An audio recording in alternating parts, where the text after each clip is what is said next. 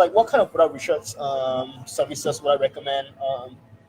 So when it comes to like product research, like for me it's like you just build this intuition when it comes to product. After you test like a lot of products, you just sort of like know what's gonna sell, what's not gonna sell after like a while, like after being this game for a while.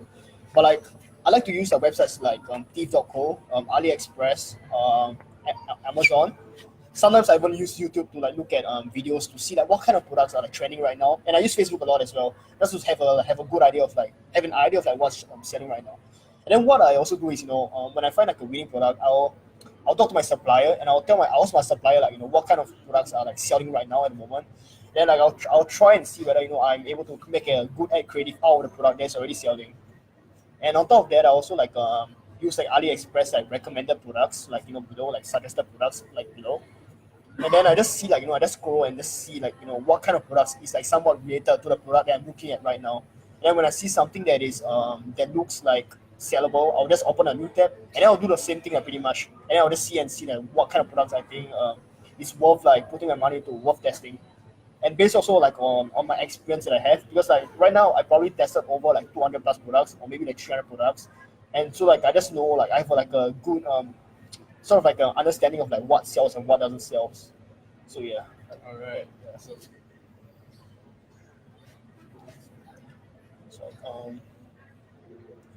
so many people thought that you shouldn't. So like Adrian asked a question.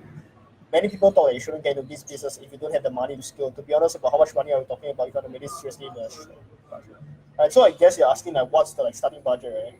So for me, I started with like about $1,000.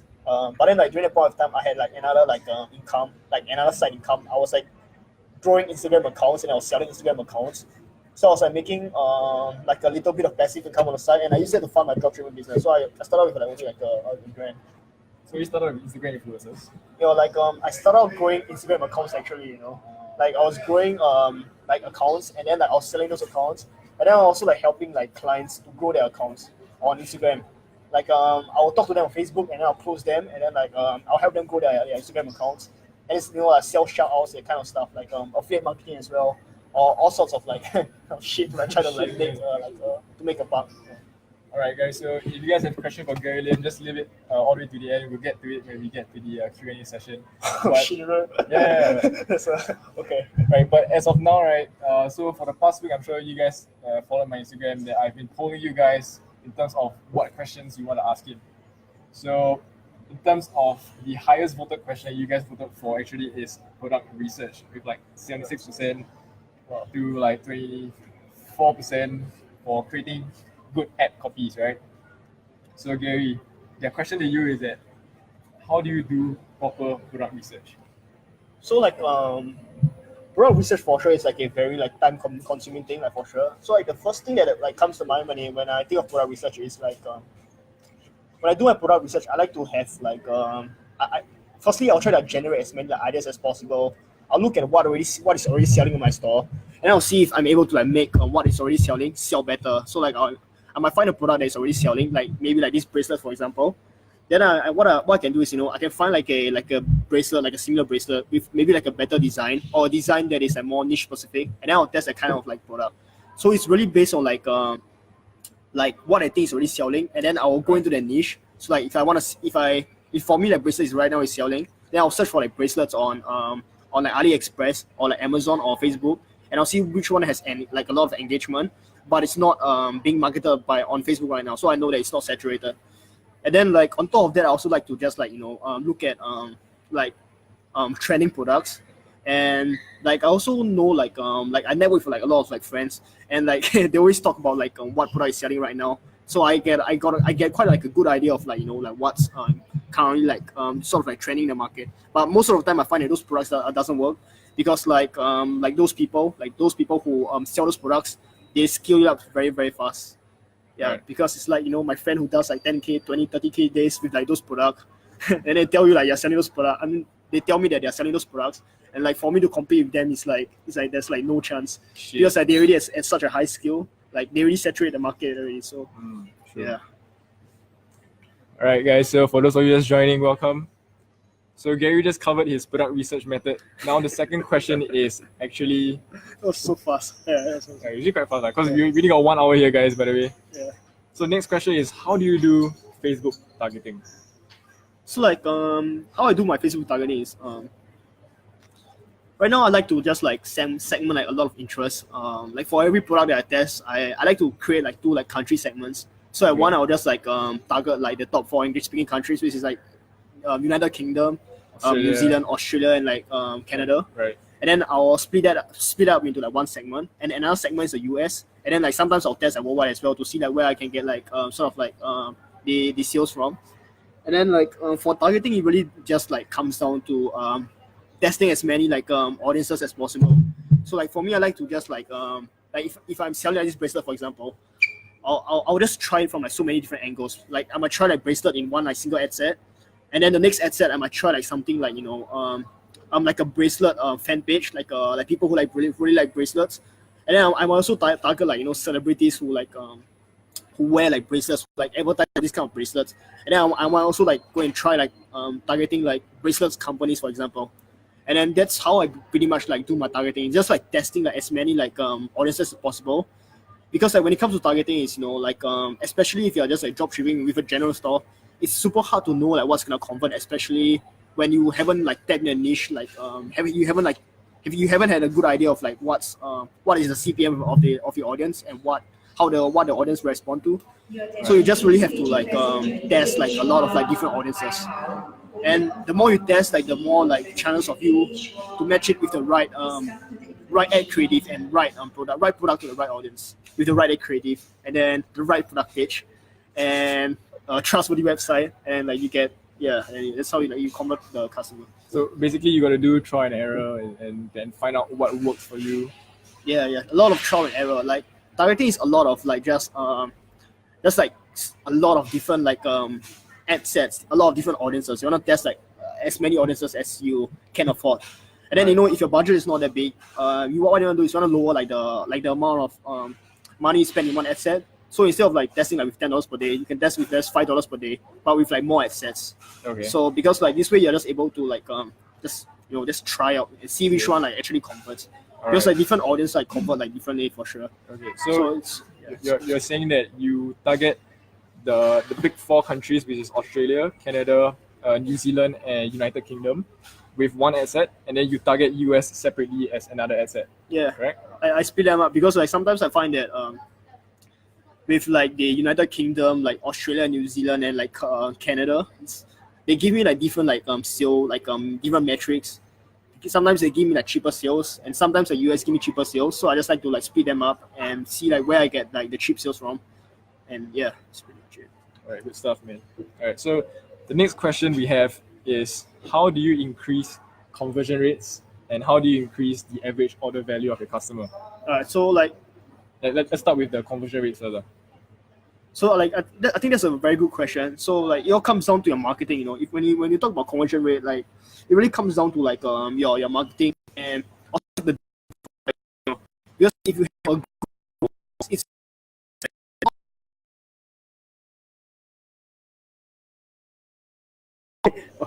so like if you have a good product, even with like a sort of like a subpar landing page, right, it's still gonna convert. But like if you wanna like make sure like like everything's in line, I would say like a good product is key. The right audience, testing like the right matching with the right audience, gonna increase conversion rate for sure. And with like the right ad creative, because like ad creative is king. Ad creative is like super important when it comes to being like successful with like dropshipping, right? Yeah. And then of course like a good like nice looking product page and like everything in line, like the good like product, good targeting, good ad creative, good product page, like a trustworthy, a website that doesn't look like a scam, like a professional website. Yeah, like a professional website. And then like if you have everything in line, then your conversion rate is gonna be like higher. Okay. Then like what? Yeah. It's gonna be like better. I guess, yeah. Would you recommend them to, in terms of building a professional website, how would you recommend them to go about it? Do you recommend them to actually reference it off websites like maybe Amazon, like maybe Apple.com? What kind of professional websites you feel that they should take ideas off from? So like that's a really good question.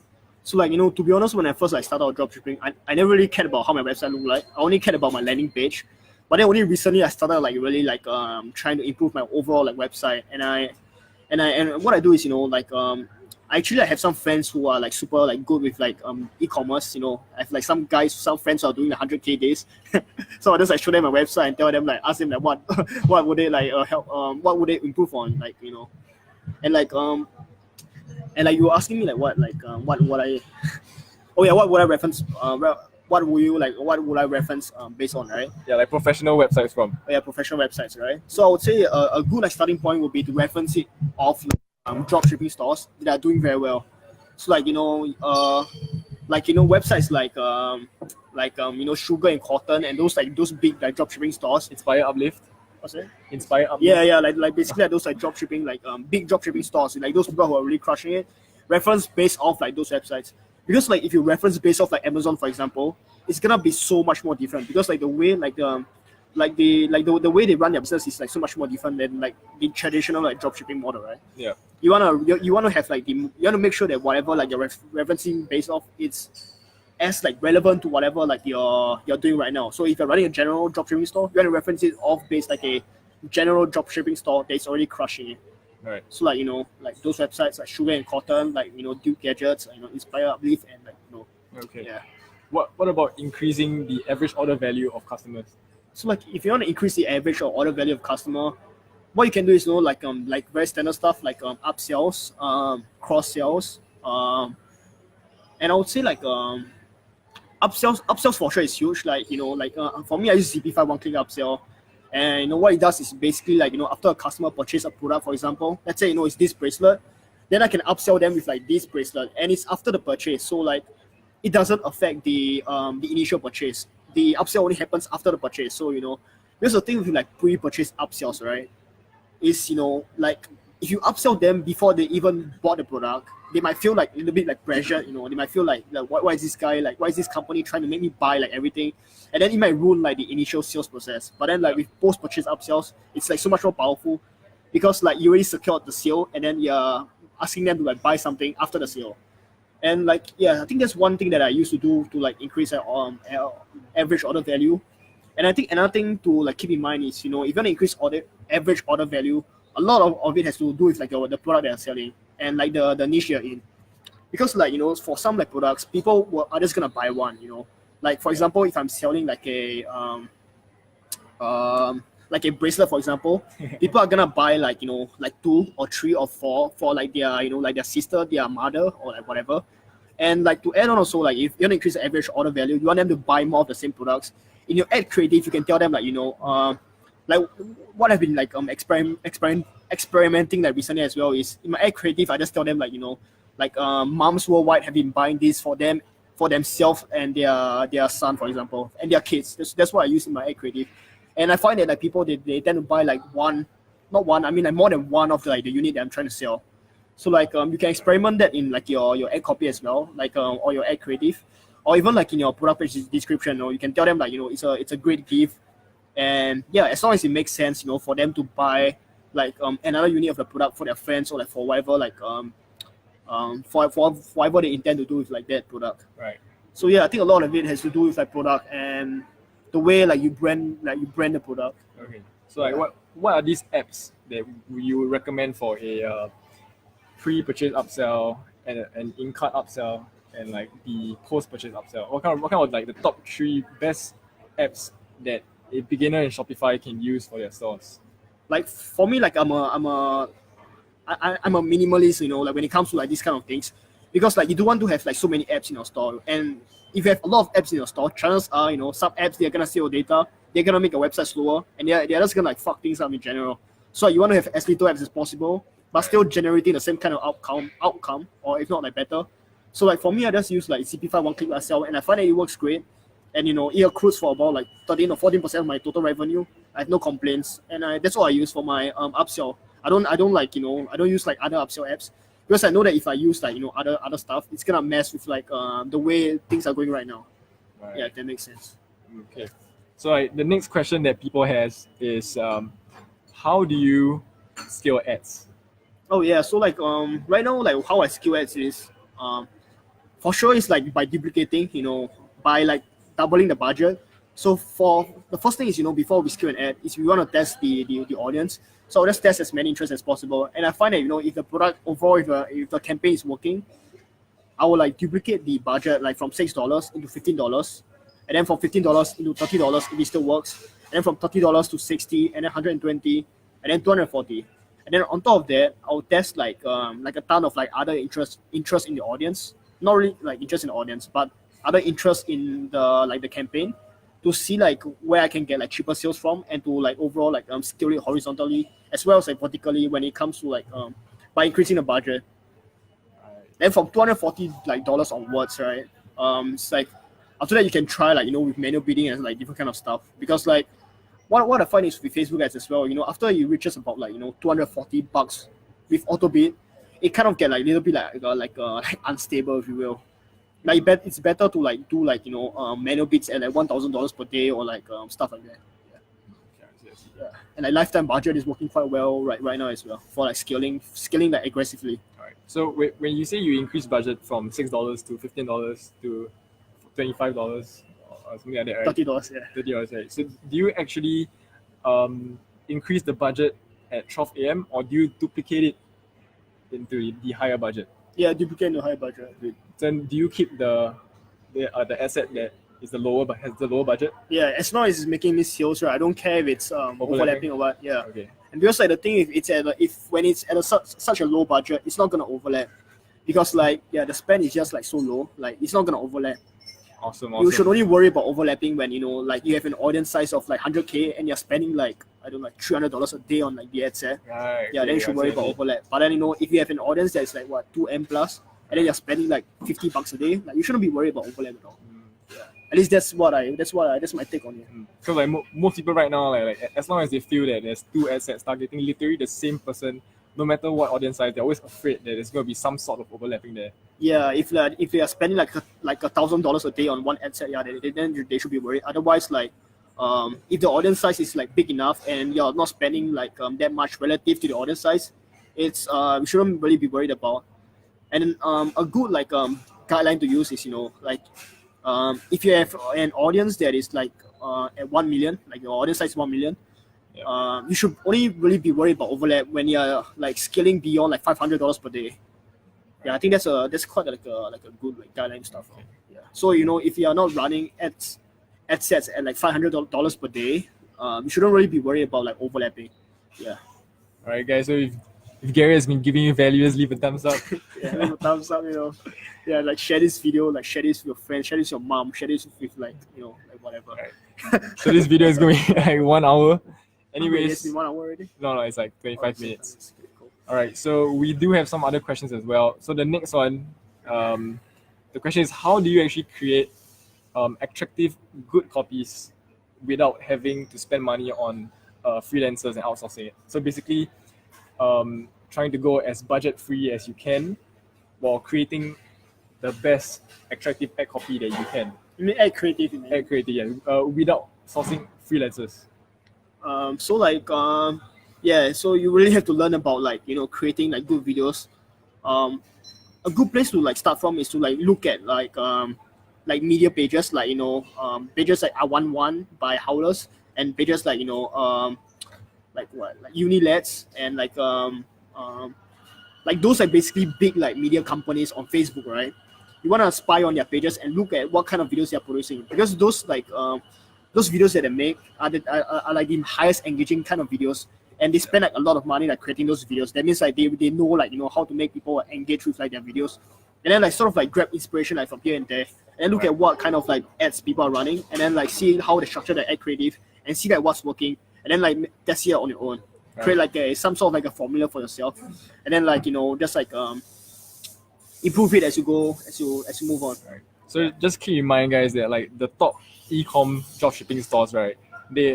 Everything they do, they have a reason for it. It's not just coincidental. It's not just by chance. There is a reason why they do it. So they have been testing it. They have been doing tons and tons of trial and errors and everything. Split testing, A/B testing. So everything they do is for a reason. Okay. So keeping that in mind, just make sure that when you reference off websites, just make sure you reference off the website that have proven results and probably has that's key. like a good amount of following, and Yeah, like a good like track record. And then you can use one thing that you can do is you can use similarweb.com, SIMILAR yeah, web.com that's a very good website. to like look at how much traffic that they are getting.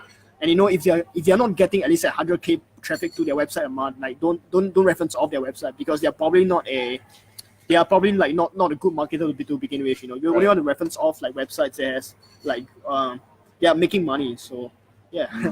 Yeah. So what scaling methods are working for you right now? So like scaling is just like this, like the normal stuff. But I think when it comes to scaling, it really comes down to the product. Because like Facebook is just a ad platform. Ultimately, it's the audience and basically the product they are trying to sell to audience, right? If the product you are trying to sell to audience is not good, no matter how you try, how hard you try, how good you are with, like how good you're in with Facebook ads, you won't be able to scale that product up. So I think like 80% of it is probably like the product itself. Yeah. And then when it comes to like the Facebook as the technical, the technical aspect, you can test like many different audiences, run lookalike audiences, of course, and like test from like 1 all the way to 10%, and then I run it at like $10 per day at test budget. Then whichever works, just double the budget until like you hit like $300 per day. And you can run like manual bid like campaigns at like $1,000 per day if the ad set is running really really really well, and like 3 ROAS, like above 3 ROAS above 3 ROAS at high budget. Then you can like duplicate into like a manual bid campaign and try like $1,000 per day. But I think like most people are not at that level, because like it's very hard to find products that can actually scale beyond 5 figures. Yeah. So the next question, like it is a question that like I get a lot, and I'm pretty sure you get a lot as well. So the question is like, do you actually narrow down your audiences into engaged shoppers or online shopping? Yeah, sometimes I do that, but like I find it doesn't really make a difference in terms of like the results I'm getting. But I don't really do engaged shoppers nowadays, because I find that it gets me like higher like CPM. So I just like run the interest, and sometimes I get a little bit lazy when I target. So I just like one solo interest, and just like that's it, and just leave it there. Solo interest, okay. Yeah, like I don't think it makes much difference. So when you say online shopping and engaged shoppers causing you high CPMs, is it because like everyone is using it as well? I don't know, man. Like or is it just naturally high CPMs that it gets you? I have no idea. Okay. That's like the Facebook ad platform. Right. But that's just what I noticed, like getting higher CPMs. Like the reason why, there could be like so many reasons why, because like Facebook is such a like complex bidding platform. Yeah. I don't know what's the reason why. Alright guys, so in 5 more minutes we're gonna get to the Q&A section where we actually answer your questions that you guys have given us. But in the meantime, there's still some last questions to ask for Gary that has been asked by you guys. So what are the top 3 advice you give to someone that just started dropshipping? Top 3 advice. Right, so this is the first advice, right? First advice. Can you guys see? This is the first advice, right? Check this out, guys. All right. This is the number 1. This is key. All right. First advice. Yeah. And this is the second advice as well. And this is the third advice as well. Yeah. I'm serious. So yeah, like most people, they can't focus for shit, man. Like when I was working, like in the days like when I didn't have any results with dropshipping, I was literally like working like 10 to 12 hours a day while balancing school and like fucking like gym and stuff. Like this is what you gotta do. You just gotta like focus. Yeah, just focus and just like put in the work and believe in the process, as fucking like cringe as it seems to be. But then it's like true. Like believe in the process, like believe that it's gonna happen one day, and just like focus, fail fast, and like don't be stuck to like one like sort of like belief. If something hasn't been working, always try to like experiment and get out of your comfort zone. It could be like like maybe you're just so used to running the same kind of ad creative. Then what you can do is, and maybe you're just used to like running the same kind of ad creative, but not getting the results that you want. Then of course you want to like change up the things that you're doing, right? And maybe try like a different kind of ad creatives to run. And although that might not like feel like you might feel like a lot of resistance like doing it, because like it's uncomfortable and it's something that you have never done before. But that's what it takes to like get you out of your comfort zone and to like sort of like take things to the next level, if you will. Right. Yeah. So just got to make sure that you set for yourself like realistic goals. I like, to be honest, I don't think like setting like, I mean, yeah, setting goals and stuff is cool, But like as long as you just focus and you just put in like work in like the like sort of like the present moment. The work ethic. The work. The work ethic is so much more important than setting goals. I mean, setting goals will like it's fun to think about the goals, but then like it's just purely mental masturbation when you set those goals and write it down. It's really mental masturbation. It might or might not help you, like, but it doesn't matter. Right. The point is, right, the work is what gets you there, not like writing goals, not like watching YouTube videos. It's the work that gets you there. Yeah. Awesome. Yeah. All right. So the next question is that if you knew what you knew now, what would you have done differently? All right. So this is a good question. So this question I get asked a lot as well. I would say like if I knew what I knew now, I'll probably just like start out like just like go all in as soon as possible. Maybe like when I'm 9 years old, just like start dropshipping when I'm 9 years old.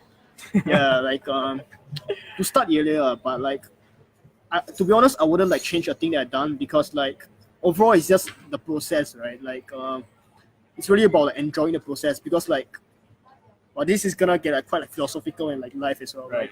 Like because like really like there's like no results, like whatever like you think you're chasing, there's always gonna be like new goals, Like when I made like 1K per day, I thought I was like fucking balling out. But then when I get 1K per day, I'm like, yo, I want to hit 5K per day. And when I get to 5K per day, I'm like, I want to hit 10K per day. And then when I hit 10K per day, I'm like, yo, I want to hit 20K per day now.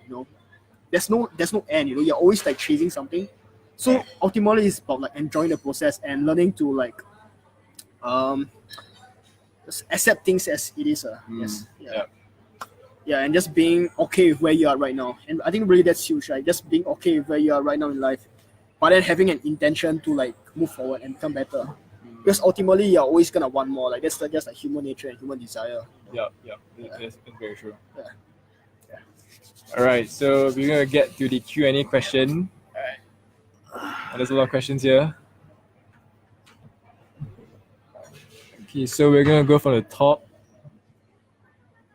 All right, you already answered that, so let's give it a like. Do you answer this, Gary? Yeah, answer it. All right. So those that gets a like are the questions that have already been answered. Your attention, please. DC. If you answered it as well. No. DC, to get the scale, did you have your winning product plus cross upsells? Yeah, I've like upsells and cross sells as well. So like cross sells in the emails. After like they buy the product, there's an automated flow that I'm sending them, like telling them like thanks for buying. And then like, here's a discount code, a special discount code for you that, you can use for your next purchase. And then some people convert, some people don't. So but like ultimately to like reach like a high sort of like a high revenue in like e-commerce, we need to have like a good like product and match it with the right audience. Yeah. So it's more about like the overall like marketing and like the I think it's more about the overall marketing of the product. Not really just the product itself, but the overall like, marketing. Yeah, because like I know people who sell like normal stuff, right. Like stuff that everyone else is selling, but then like they are making like 25 to 35K days, whereas like, other people are doing like $50-$100 days. Wow. But it's all in like in the like the way they market the product. Yeah, I see. Yeah. So in order to differentiate yourself in dropshipping, you need to be a good marketer, basically. Yeah, it's because like ultimately everyone else is like selling like the same thing. You need to like know how to sell it better than them. Yeah. All right. So Ethan teach us how to create winning ad copies. So I don't think we can do that now. So like when it comes to making like good ad copies, is what I found is actually like your ad copy is not as important as you probably think it is. I mean, it is somewhat important for them to like click through in a link. But then what I find that is actually more important is actually like your video sales letter. Your video sales letter is so much more important than the ad copy itself. And what I find is with a shorter ad copy, it tends to like sort of like work better because like my theory is that because people are so lazy to like scroll when they are like looking at their newsfeed. Once they watch a video, right, they already probably like decided whether they want to visit your website or not. And then if you have a very long ad copy, that is just gonna delay like the time that it takes for them to go to your website by clicking on a link. So like for like e-commerce, what I find is shorter ad creatives, not shorter ad creatives, but shorter ad copy tends to work better. And I like to use like just 3 lines in my ad copy. So like the first line I just like ask a question, and the second line I just say something about product, and the third line is just like send them the link to like my Shopify store. Okay. Yeah, but like the magic happens in the video sales letter, not the ad copy. So when you say video sales center, are you referring to like the video ad copy itself? Yeah, the video ad copy, the clips and like whatsoever. So Like, do you outsource your video creating to freelancers? Yeah, I outsource my video creation and my video editing, but then like I create my own like I'm the copywriter for the products I run for the products I launch. I tell them like what text I I tell them what text I want to be written on the video, and then they create like the text, and then like they edit the videos and like Yes. Awesome. So do you guys still use AliExpress suppliers? Yeah, so like for me, I don't use AliExpress supplier. I have like a supplier that I sort of like know through a friend. But we use AliExpress as a platform to do our like transactions. Right. Yeah. But I think it's important to like sort of like keep in touch with your supplier after you are scaling a product, because like so many AliExpress supplier they might screw you over. So it's more like it's always better to have like a trustworthy supplier, a sourcing agent. Not really suppliers, they're more of like sourcing agents. They don't really have the product, but then they source it for you to work with, because like it's so easy to like sort of like get like scammed by them. They just like don't send you the product, and there's not much you can do really except by opening the disputes. But by then it's really too late, because like your customers want the product, and then you have to do like a lot of refunds. So it's so much more like better to keep in touch with one good supplier. Right. And Plus you don't want them sending you fake tracking codes. That's gonna fuck you up big time. Yeah, and then like it's good to like also like have like a few suppliers that you can fall back on, and don't just like sort of like rely everything on just one supplier. I think that's important as well, because like if one supplier screw over, then at least you have like other supplier to like fall back on, instead of just like just being like screwed in the middle. So I think it's good to have like multiple suppliers that you can fall back on. So like some people also ask me like when do you actually should use a fulfillment center? So you shouldn't use a fulfillment center if you're doing like 500 orders a day and below, right? You should at least use it like maybe when like, you get like that's like really like a I mean, like if you want to use, you can use it now. Like I'm not gonna stop you. It's like up to you. But like a good like the way I like to think about it is I'll probably only like open like a use a fulfillment center if a product is really scaling like beyond 10K per day, like very consistently, and then like I know that the product can sell for like like a few months. Otherwise, like I wouldn't really like work with a fulfillment center, because what I find is that with most products, like even if you sell it up to like 6 figures, it's like so fast, right? You just like 1-2 months, it boom, then the product like just like dies off because like you just scale so hard. So like there's really like I feel like there's really not much like point in working with a fulfillment center, unless you're building a brand, and then like, you're really trying to like increase like, your customer retention rate.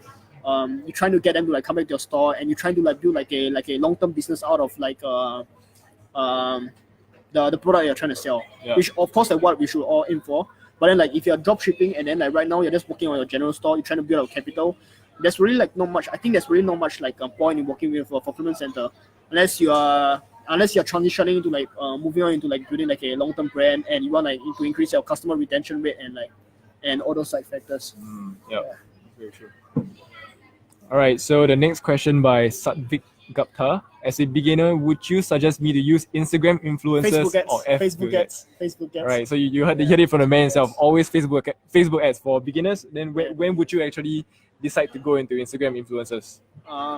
Because like the thing with Instagram influencers is like you're like it's not gonna be like consistent. With Facebook ads, you can like choose to run ads anytime. Right. But then with Instagram influencers, like you don't have the power. You don't have the control of like setting the budget. You don't have the control of like the audience that you want to target. And it's such a chore to like talk to those influencers. It's not something that's scalable. But with Facebook ads, it's like consistent and scalable. But with like Instagram influencers, it's like you get this short bursts of money. But after that, like you don't like make any more sales. So like I would say that I always like do like Facebook ads. And then like with Instagram influencers as well, you face like so many risks of like like getting scammed and like stuff like that, because you're facing like you're dealing with like real humans. So like I would say like Facebook ads for sure. But then like when you find like a winning product, a really good like product, and it makes sense for you to sell it on Instagram, what you can do is you can like contact Instagram influencers, but not just like those meme pages, but you can contact like real Instagram influencers like Kylie Jenner. Not like Kylie Jenner, you can, unless you are ready to pay her like I don't know, like 6 figures or some shit. But like like people who are like celebrities or whatever to like promote a product, and then that's when you can ultimately like sort of like build a brand like from as well. Right. Yeah, I think like only after like you hit like a certain skill with like a product, then it only makes sense to use like Instagram influencers. And you shouldn't, like, for me, the way I see it is like there's no point in like asking like those like meme pages to like shout you out, because Right, even the right. traffic that you're getting is not as good as compared to like a celebrity that sort of like that you contact and give you like a shout out on their page. That's like so much more different and so much more powerful. Right. Yeah. So basically, what Gary is saying that if you want to do Instagram influencers, only contact Kylie Jenner. Yeah, contact Kylie Jenner. Yeah, she'll do it for you. She's cool. First, what billionaire woman in the world, right? Yeah, she's fucking 20 years old. It just came in that she's on the way to beat Mark Zuckerberg's record for being the youngest billionaire. Yeah, I know, it's for sure. Like she's 20 years old, man. Like, she's Fuck, 20 dude, years like, old, bro. I think $900 million like company in 3 years. Yeah. Fuck, man. Then people are like donating money to her to get her to that 1 billion net worth. Fucked up, dude. That's what happens when you're hot. That's what happens when you're hot. All right, so we got next question from Darren Cole. Testing methods like daily budget, countries, interest, conversion window, and mobile or desktop. Oh, that's a very precise question. I like this guy. He's very precise. Got everything ready. So like for my testing methods, like my daily budgets I like to run is like $6 per ad set, and then like 3 different country segments, so like worldwide, US, and the top 4 English speaking countries, which is Australia, New Zealand, United Kingdom, and Canada. So I like to split them up into these 3 like country segments, and then I run like probably like 5 to 10 different ad sets in each of these country segments at $6 per day. And the interest, I just like choose like different kind of interest. Like one can be like from like a blog, and then one can be like just like a celebrity that is in a niche, and then one can be like just like the niche itself. Like if you're selling like bracelet, you can just target bracelet. And the other one could be like fashion. That you could like target fashion. Then you could target like like Kylie Jenner. I mean, like, it doesn't really make sense, but like a celebrity that inside a niche. Right. And then like I like to use like a 1 day click. I use 1 day click for all my products that I sell, because like with 1 day click I think it's like more makes much more sense for like low ticket dropshipping. Right. Because like most people are gonna like buy the product on the spot. They won't like think for like 7 days before making a decision. So it's like very like impulse purchase. And when you optimize for 1 day click, you're telling Facebook that you want those impulse purchase buyers. So it makes so much more sense for you as a dropshipper who is like selling low ticket items to use 1 day click instead of like 7 day click. And I always use that 1 day click right now. Awesome. And then like I run it on auto placements. Like I test like every like thing. But then when I'm like scaling like high budget, I'll look at the best ad placements, and then I might speed test it, and I'll put in like a different different ad set, and I'll see like which one is my highest converting like placement, which one is my highest converting like, audiences. I'll stack everything up in like the countries as well, and then like put it on my best placement, and then see like how the thing like goes. Right. Yeah, hope that makes sense. Yeah. Right. So Can I speak a little bit slower? This voice is getting muffled. That's a little bit too long ago, man. Too long ago, man. all right, so this is a pretty long one. Oh wait, this is much better now. Right. So just to be clear, right, guys. If you guys can hear me clearly, just leave like a thumbs up so I'll know that the audio is fine. So Joshua Lim, the next question. Sorry, I can't read this. Can you read it? Okay. The steps I use currently is Google Trends, Amazon, AliExpress, YouTube, eBay. If all the winning criteria are met, so like Joshua right now, like the way you see it is as like the way I see like winning products is it's so much more different, especially after you have tested like so many more products. It's like you sort of like build like one of my friends would tell me is like you build an intuition for winning products after you sell like many different kind of winning products. But then like I don't have like a specific like way to go about looking for winning products, because sometimes like you might just be walking on the streets, and then you see a product and be like, wait, this product actually seems cool, and then you sell it and it turns out to be a winning product. So it's super random, very unpredictable. You don't really need like a sort of like guide to like see like see whether it's a winning product or not. But like a good like sort of like metric to use is to check that the saturation of Facebook, and that's what I always do with like all the products that I test as well. You want to see how saturated the product is right now, and on top of that you want to know like how big your audience is, and you can use that in like audience insight and Facebook ads, and just type in the audience in like your ad set and just see like how big the audience size is to give you a rough understanding of like how many people is in the niche. and check out the saturation. Just like go on Facebook and type the product and see that how many people have been running ads to, have ran ads to, or are running ads right now to the product, to see whether the product is saturated or not. Right. Yeah. So do you run ads with purchase objective, also videos or images?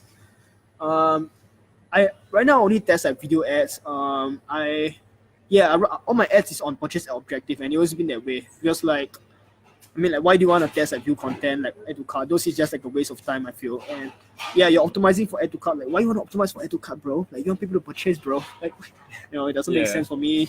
And it's like there's less variables to think about, because like right now everything I run is on purchase. So if something goes wrong, I know that it's not like my conversion event, because like for me, I totally discard the fact that there's like view content and add to cart and other conversion event. For me, it's just like purchase. So when something goes wrong, I won't like I wouldn't think it's the conversion event, or I'll look at like somewhere else. And like 100% of the time, it's always because it's somewhere else. It's never because of the conversion event. And that's because I set it on purchase, and Facebook optimizes for what I set it for, which is purchase. And yeah.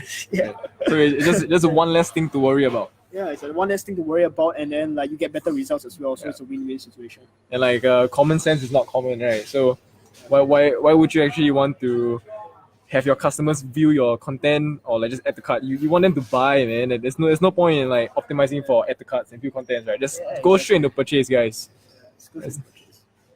Or maybe if you want to go to view content, it's fine with me. So you decrease the CPM for me. Yeah. Or maybe you can test like link clicks, and then you decrease the CPM for us. I don't know. Alright, so Sheng Wei Ho, are your buyers normally first-time visitors, or do you focus on the back end, like abandoned carts? I think this is a very good question. The way I'm running my business right now is like very like front end, which I think is like kind of like what I want to do like eventually is to build like a business that focuses more on the back end rather than like the front end.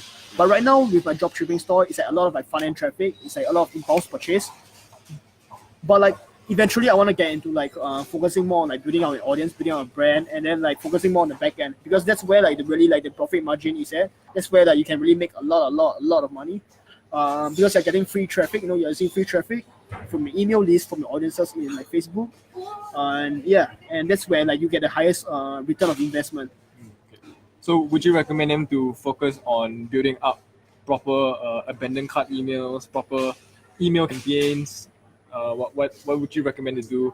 Yeah, so like so backend, right? For the backend part, right?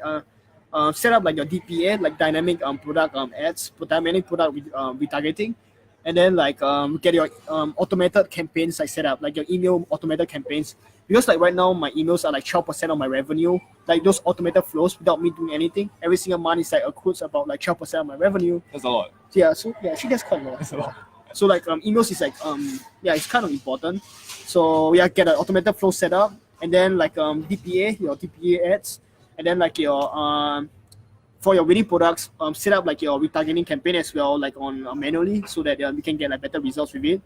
And yeah, I think that's pretty much it for like e-commerce. And then like send out campaigns as well, send out emails if you like want to like test a product, or maybe if you want to like make more money, and you can try sending out emails. But then for general store, I find it doesn't really work as well. Yeah.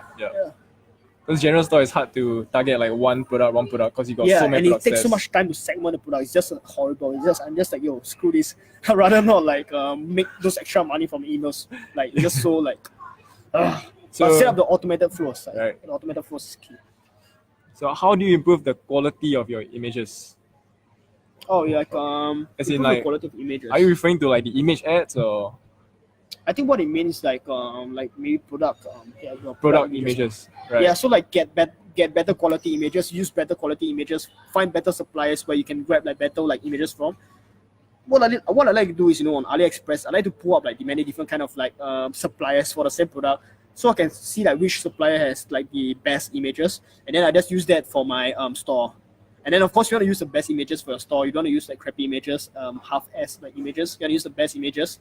And then Yeah. eventually, like, once like the product is selling, what you can do is, you can contact like professional like photographers to like ship your product out to them, and then have them to like take pictures, and that costs about like $50 to $100, and then you can like take a few pictures. You can use it for like your store, and you can also like contact like like people that does like e-com like videos and stuff, to like record a video for your ad creative, to create like original content, and to like take pictures of your product. Or you can do it yourself. My friend, he does it himself. Like, he buys the product to his house, and then he takes pictures himself for like to like create better images. Okay, I see. So next question is Tan Yufeng. What budget would you recommend to set for each ad set if you want to know if it's scalable within 2 to 3 days? If you want to know if it's scalable, it's better to start at like $20 per day or $30 per day. Yeah. At $6 per day, you won't really know if it's scalable. You only know if it's getting sales, because like some ad sets at $6 per day, they are just not scalable. When you try to duplicate them into like $15 per day, they just like stop working and they tank like crazy. So but then what I find is, when it's at like $30 per day, it's so much more easier to scale it to like $50 per day, $100 per day, and then like for $100 per day to $300 per day, that depends on the product and like how whether like the demand is high enough. But like if you're at $100 per day, it's likely that it's more likely to be able to scale it to $300 per day as compared to like $6 per day to $30 per day. Yeah, at $100 per day to $300 per day is much more easier. Right. Yeah, I would say. So Yeah. do you duplicate it when you increase the budget, or do you actually increase the budget on the asset itself? Oh, like I duplicate it. Always do. Okay, so always duplicate when you want to increase the budget, right? Yeah, I mean, like, you can test the increasing budget, like yeah, that's for sure what you can test. But like I like to just duplicate. Yeah, Awesome. it's just like faster. All right. So do you suggest using the same ad creative for all your ads so that you don't lose your likes and your comments? No, I suggest that you split test like at least more than one ad creative for your products that you test, because like what I find is it's good to have like engagement on your post, but ultimately that's what matters is sales. And like sometimes you get a lot of engagement, but you don't get any sales, so like it doesn't really like matter. But then ultimately, of course, you want to scale like the winning like the video ads, right?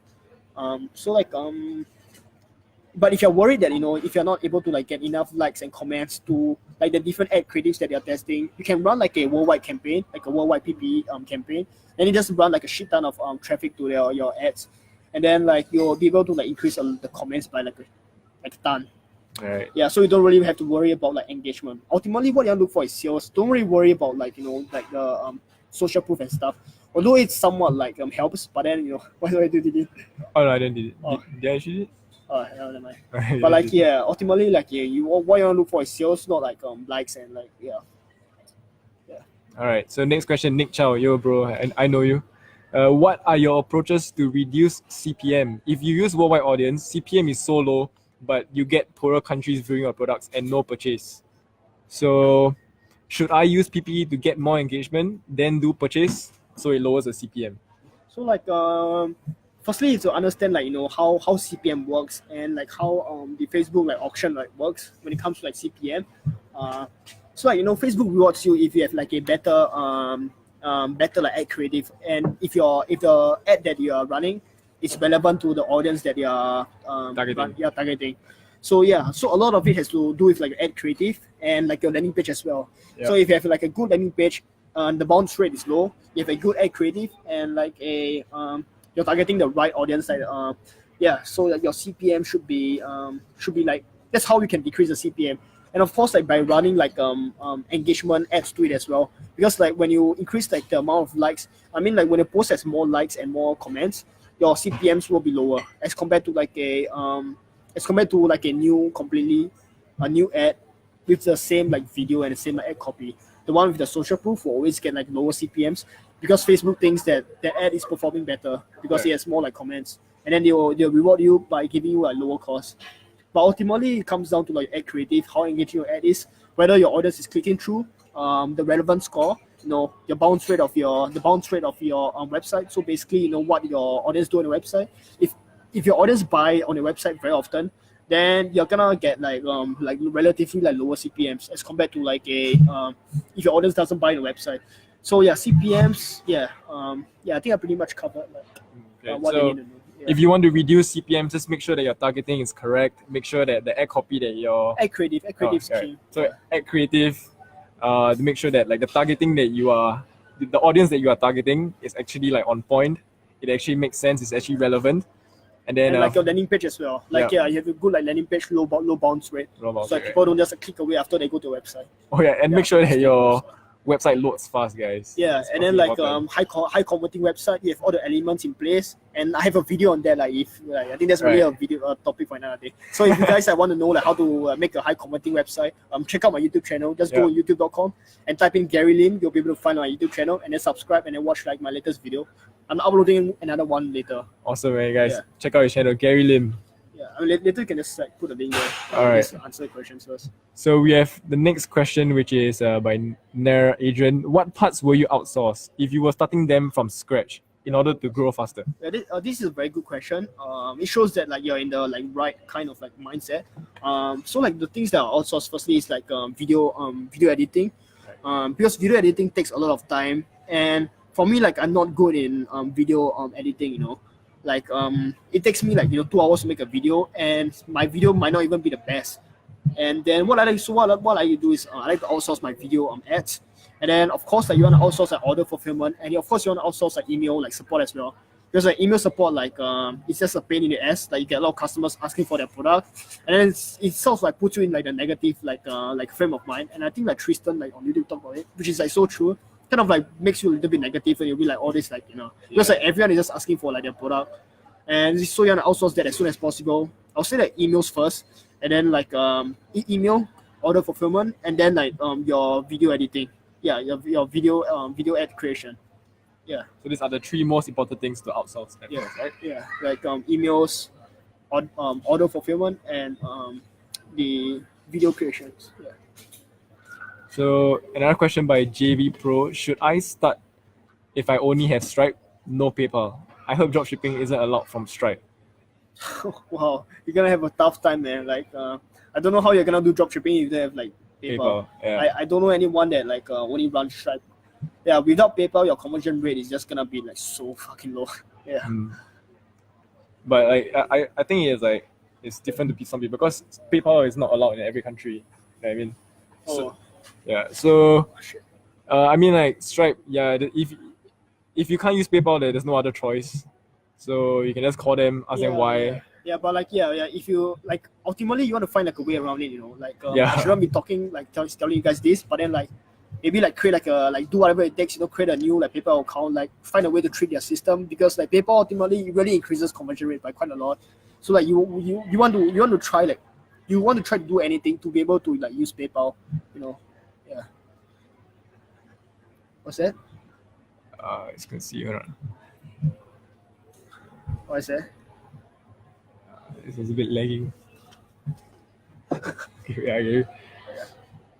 All right, so next question by Joshua Lim. Everyone has been talking about Facebook ads, but I have friends in the US who mentioned that Google Shopping ads have huge potential. What do you think about Google Shopping ads? Yeah, I think it's the thing with Google Shopping ads is it's a very like it's a different kind of like ad platform than like Facebook ads. And recently I've been testing a lot of like Google Shopping ads, and yeah, Google Shopping ads is like a platform that you want to diversify to. But I would say like it's better to start with Facebook ads, because like Facebook ads is so much more scalable, and like with Facebook ads you can get from like 0 to 1K per day to like 10K per day relatively fast. But with Google ads the demand is not as high as compared to like Facebook ads. And one little like trick that I learned is when you have like a winning product on Facebook ads with using Facebook ads and running like a shit ton of traffic to a video, then it's so much more easier to use Google ads to sell that same kind of product, because like you're using Facebook to create demand for the product. And then when people look at a video, they might go on Google and they might search for the product, and then that's when you can use like Google ads to like show your ads to like those people who are searching for the products, and by using Facebook to like create a demand like initially. So I think that Facebook ads is still like king. Yeah, for sure. Yeah. Facebook ads still like it's gonna accrue for like most like like people like most of like e-com store owners have revenue, because of like the way that you can because of like the advertising platform itself. Yeah. And Kylie Jenner uses Facebook ads also, guys. Yeah. Because like with Facebook ads, you're creating demand, you can create like, and the scalability factor is so much more higher when you're able to create a demand. But then with like Google ads, the demand is really somewhat like set, You can't increase the demand, you can't decrease it. It's really there. But with Facebook ads, you can manipulate the demand by making a super good like marketing video. Yeah. So conversion window and mobile or desktop. So just now we covered conversion window. Long story short is to one day click, auto placements, and mobile or we already desktop. talked about Instagram influencers, right? Mobile or desktop. Auto placements. Auto I start placement. with auto placements. So it means both, guys. Both. Instagram influencers, yeah, I talked about it, covered it. All right, Edwin, yo, bro, I actually met you at NAC. Do you use cashback for AliExpress when buying products? All right, so for this I question, submitted. yeah, is it like I'm just gonna create a video about this. It's actually gonna be uploaded very soon. Yeah, Actually, then you're gonna drop your affiliate link. Guys, join the cashback program. It's the best. It's the best for a dropshipping store. It's gonna make you a shit ton of money. hell yeah, Right now, guys. click on this link and sign up through my referral link. All right, But I use Yeah. Amita. Jack. Most of my campaign on my new ad account did well on the first day, but went bad the next days. Is it because of my ad copy? I can't like tell you like Jack, to answer your question, right? I can't exactly tell you the exact reason why like it went wrong, unless you show me like your targeting, like you show me like everything, like the whole like package. But like what I can tell you is like, from my experience, most of the time it's just because like either one, your ad creative is not engaging enough, it doesn't create like enough demand in the product for you to get consistent sales, or like two, you're just not testing enough audiences, you're not like spending enough money with Facebook to even know whether like your product is to even know whether the product is like a winner or not. Yeah. And if you really want to make like a product a winner, you also gotta like spend quite a little bit of money as well by creating like a lot of like video ads, and by spending like creating a lot of like audiences. So you're testing with a lot of audiences, and then eventually when you find a winning audience, it could only be like 1 or 2 interests that work out of like 20 interests that you test. But then when you scale that like interest up, that's when you can build like the lookalike audiences and scale that up even further. But then to find like those like winning interests, sometimes it can be like super duper like difficult. Right. So for Jack's question, it is not because of his ad account, but it's because of his product, right? Yeah, but like it's so funny because like it's so hard to tell. There's like no like unless you really like do like a map, like like you really like take down like every single like variable, Right. like because there's so much thing like your ad account history, Yep. like and so many like uncontrollable factors that is really outside of your control. Maybe on a day that like your ads didn't perform well, like I don't like Donald Trump like made an announcement and everyone just freaked out and everyone like just like decided to like I mean like you get my point, right? It's like so many uncontrollable factors. But then like and also like your ad account history. If you have like an ad account that spends like that has like a lot of like data in like one particular niche, and you test a similar product in a niche, your chances are you're gonna have like more like a better result, a higher chance of having success with the new product that you test, because like you have already like build up so much data in your ad account, and then like sort of like the Facebook pixels. I'm not exactly sure how it works, but I know that it works. And when you have like just like an ad account history and a lot of like data inside your ad account, like Facebook is gonna find like similar like people to like those people who like purchase and like view content or whichever like conversion event you're optimizing for. Right. So we are just like 1 hour and 5 minutes. We're just gonna take 3 more questions and then we're just gonna end the live stream.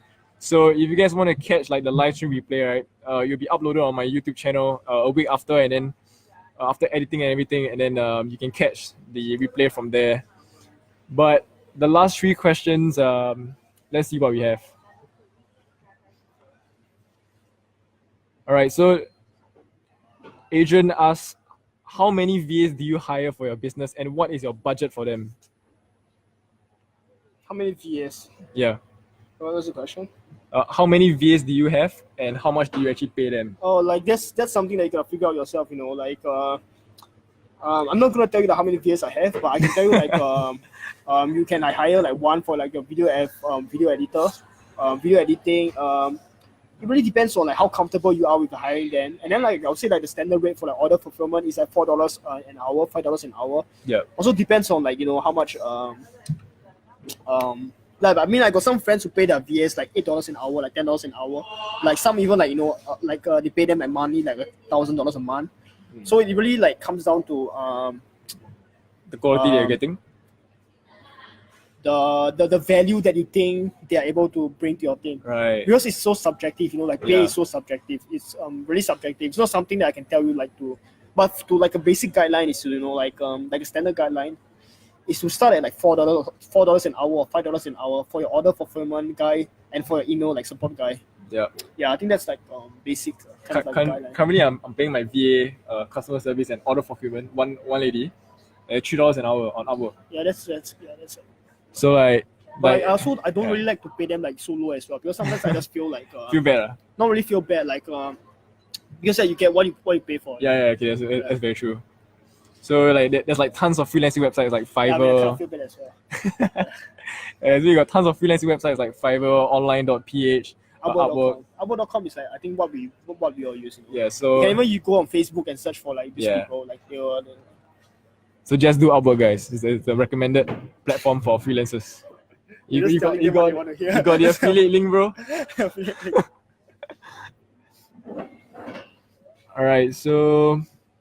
Alright, cool. You help us answer the question. Alright, we're just gonna hang around here for like 2 more minutes till we reach like How do you price a 110. product? Hey, my boy Aaron Lee. Oh, asked a yeah. question. Yeah. So how do you price a product when testing? So like I don't really have like a standard guideline for how I test my product. It's all like really right now at this point it's really a lot of intuition and what I think like the product what I think like the product will sell at. Yeah. But then I like to start a little bit slow first. So if a product that I get at like $6 on AliExpress, I might start it at like $20 first, at like $19.95 first. So and then eventually I might just increase the price to see if it converts or not. Because sometimes when you increase the price but the conversion rate still stays the same, then you just make more money. Yeah. But like as a like good rule of thumb, I would say like 2 to 3x the product the cost of the product. So if it's like $6, you wanna sell it at least at like $19. If it's at $10, you can sell it at like $24.95 or like $30. Yeah. Alright, awesome.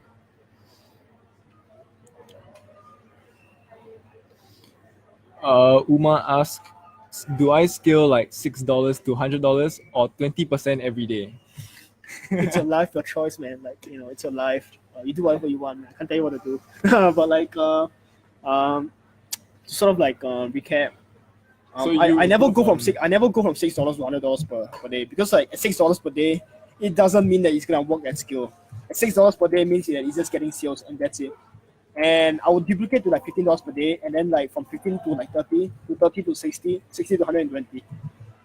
But never from $6 to $100 per day. And last time I used to like increase the budget by 20%, but sometimes I find that it's like super pointless, because at low budget it just like takes such a long time to reach a high budget. So I just duplicate and just like gas on fire, Yeah, like my Right. mentor used to tell me like run gas on fire. From $20 to $200 per day, duplicate. Great. Alright guys, so we're at the end of the live stream. I hope you guys found some value. You guys did, leave us some thumbs up, Leave us a thumbs up, yeah. Alright guys, I hope all of you have enjoyed the mentor live stream I had with Gary. And if you want to know his YouTube channel, if you want to know his Instagram, the links are all down below in the description. And don't forget to subscribe to the channel. Don't forget to like, comment, and subscribe. And in the future, I'll be doing more of 1 hour mentor series. Now, I am talking with Jordan Welch as well as Tristan. So there is a very high chance that I'll be meeting Jordan in November. So I'll most probably do a 1 hour series with him. And but all that is still tentative. There's a very high chance. And I'm pretty sure you guys will love it as well. Alright guys, all of you take care. Peace.